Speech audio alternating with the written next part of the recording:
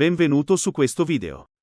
In questo video verranno ripercorse le tappe principali che hanno permesso la messa a punto della strepitosa invenzione degli Xenobot, una forma di vita artificiale programmabile, cioè un organismo semisintetico progettato con l'ausilio di un computer, affinché svolga una funzione desiderata e realizzati combinando insieme diversi tessuti biologici.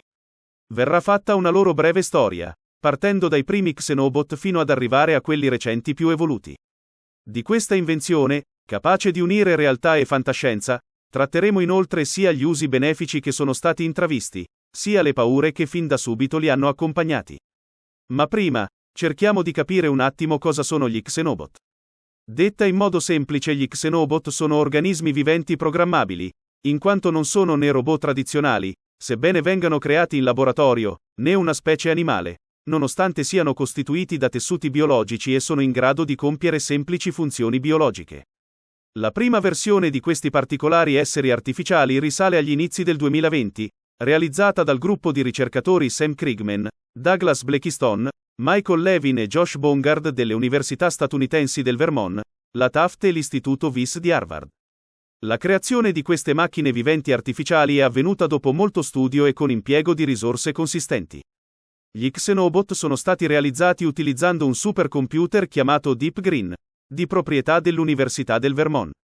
Tramite questo supercomputer, estremamente potente, utilizzando numerosissimi calcoli, algoritmi evolutivi, simulazioni, prove ed errori, eliminando quelle forme di vita non idonee alla sopravvivenza, si è arrivato a forme di vita simulate, dalle quali gli scienziati sono riusciti a realizzare questi esseri viventi artificiali.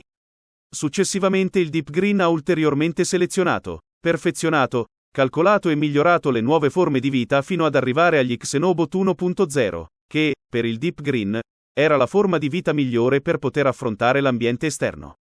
A questo punto gli Xenobot 1.0 erano pronti, almeno in simulazione. Dopo la creazione virtuale degli Xenobot 1.0 i ricercatori dovevano letteralmente assemblare questi esseri viventi artificiali. Per farlo hanno letteralmente assemblato gli Xenobot 1.0 con tecniche di microchirurgia, utilizzando le cellule embrionali bioingegnerizzate, nella fase di blastula, ovvero sferica, della rana Xenopo liscio, chiamata scientificamente Xenopus laevis o platanna. Il nome Xenobot di queste macchine viventi artificiali deriva proprio da questa specie di rana endemica dell'Africa australe, cioè dall'unione delle parole Xenopus e robot. Le cellule embrionali prelevate da quella rana sono le cellule ectodermiche, quelle dello strato esterno dell'embrione, caratterizzate da un colore verdastro e di miocarditici, le cellule della parte muscolare del cuore dell'embrione, caratterizzati da un colore rossastro. Quelle ectodermiche servono come struttura rigida degli Xenobot 1.0, mentre i miocarditici fungono da piccoli motori, contraendosi ed espandendosi in volume, in modo da fornire una propulsione allo Xenobot. La forma dello Xenobot e la distribuzione in esso dei due tipi di cellule sopracitati sono progettati automaticamente da un programma per computer che implementa un algoritmo evolutivo al fine di far fare allo Xenobot un compito ben preciso.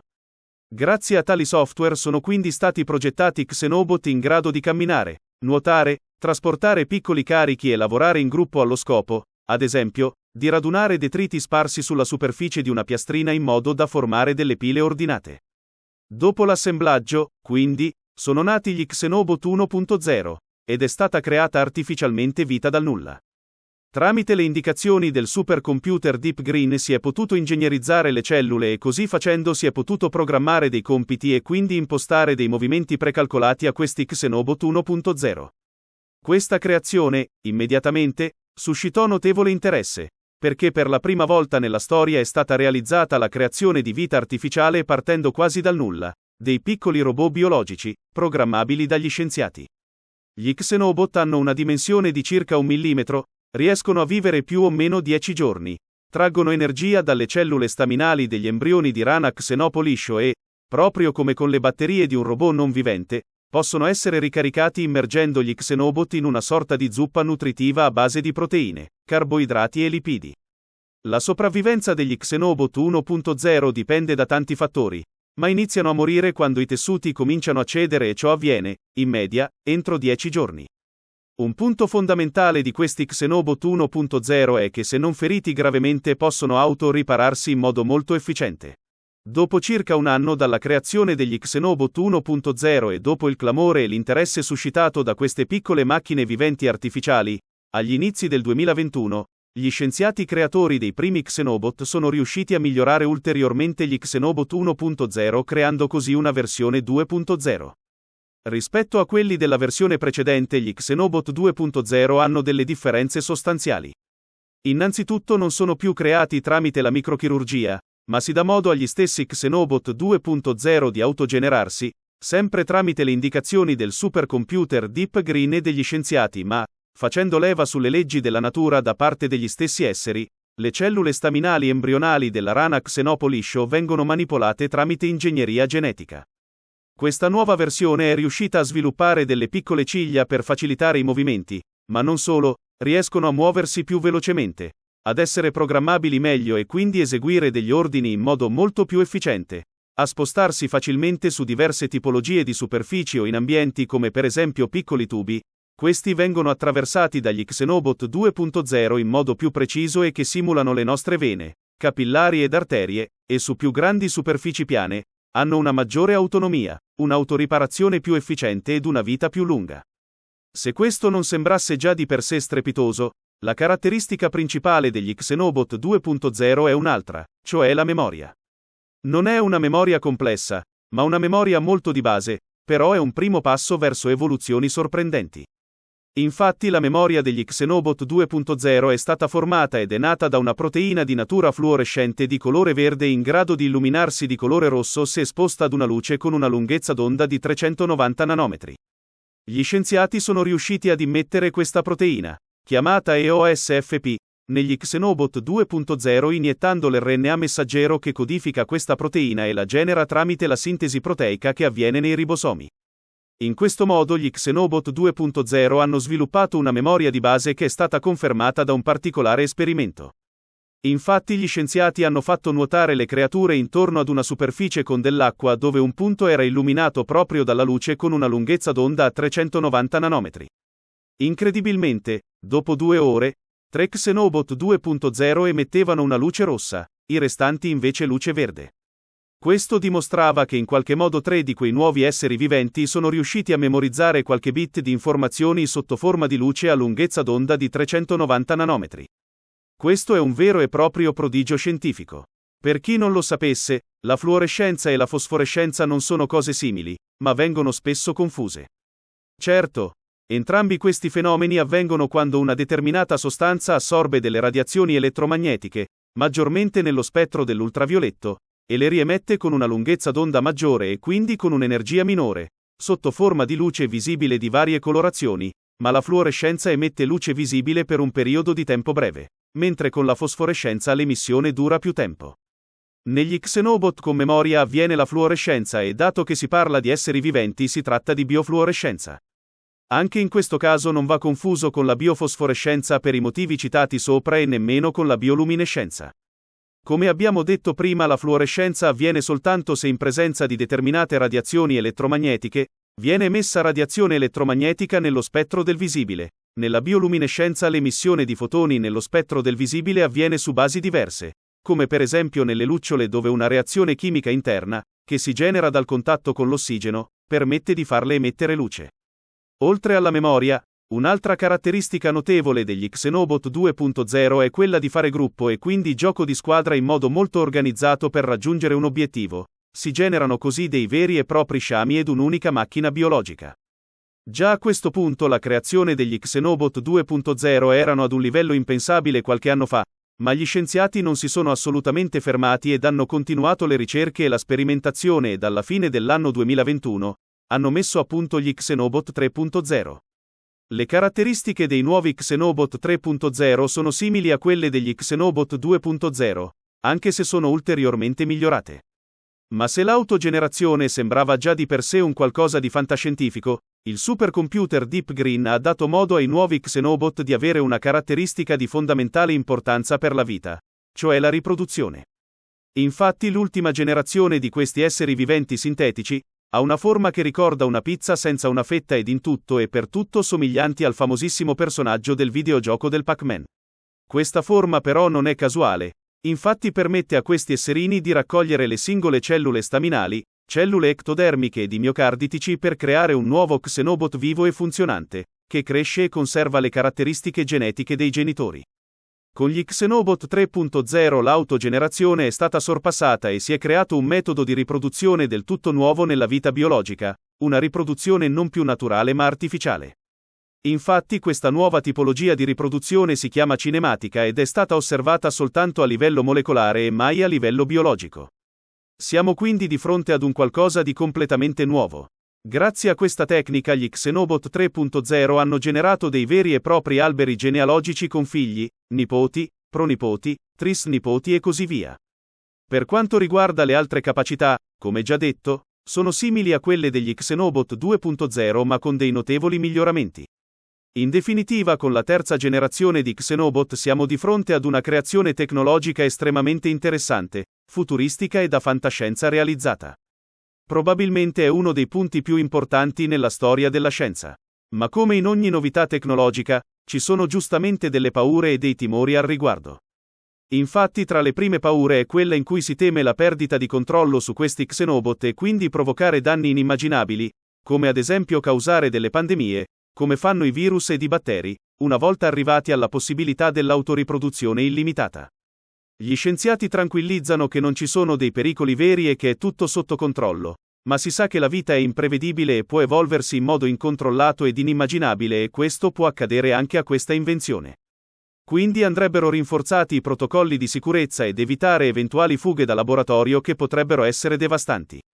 C'è anche da dire che la ricerca scientifica è importantissima ed andrebbe favorita sempre, ma non si deve dimenticare l'etica, il buonsenso, la correttezza, la consapevolezza e responsabilità. Del resto fare il gioco di Dio può portare a vere e proprie catastrofi, quindi coi giusti limiti e senza creare dei problemi di bioetica, gli Xenobot potrebbero portare a delle tecnologie straordinarie ma, come ogni cosa nella vita va fatta con coscienza e responsabilità. Altro timore per gli Xenobot è quello del loro utilizzo bellico come armi biologiche. Infatti la ricerca sugli Xenobot è stata finanziata dalla DARPA, ovvero l'agenzia statunitense che si occupa della realizzazione di nuove tecnologie ad uso militare. Le armi biologiche sono una realtà e ne esistono di diversi tipi, sono potentissime, seconde soltanto alle armi nucleari ed alle armi chimiche. La difesa militare di un paese è sacrosanta, ma simili armi biologiche come gli Xenobot sono difficili da classificare come bene o male. Sicuramente anche in caso di utilizzi militari possono sfuggire al controllo e creare situazioni tremende in mani sbagliate. Soprattutto in un futuro non molto lontano quando questa tecnologia sarà perfezionata e potenziata e sarà possibile creare veri e propri esseri pluricellulari artificiali come armi di guerra come gli xenomorfi nella serie di film di Alien, i quali sono stati creati dalla razza degli ingegneri con il fluido nero nel film Prometheus.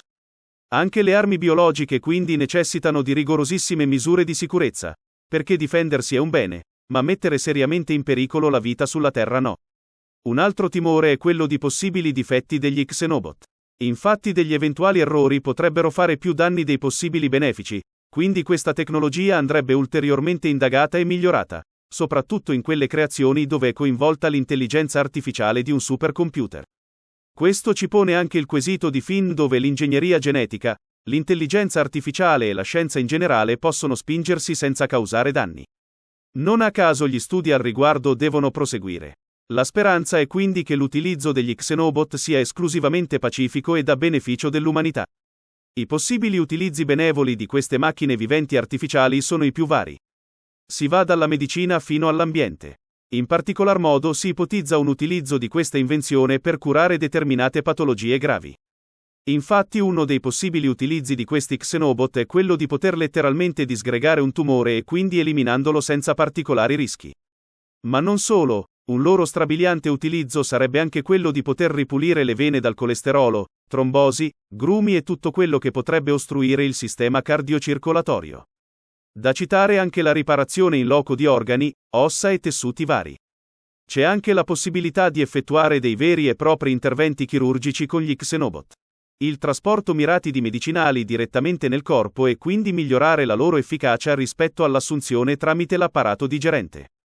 Del resto utilizzare gli Xenobot in ambito medico sarebbe straordinario e così facendo si potrebbero evitare anche gli effetti collaterali delle medicine, vaccini, radioterapie e prevenzioni varie.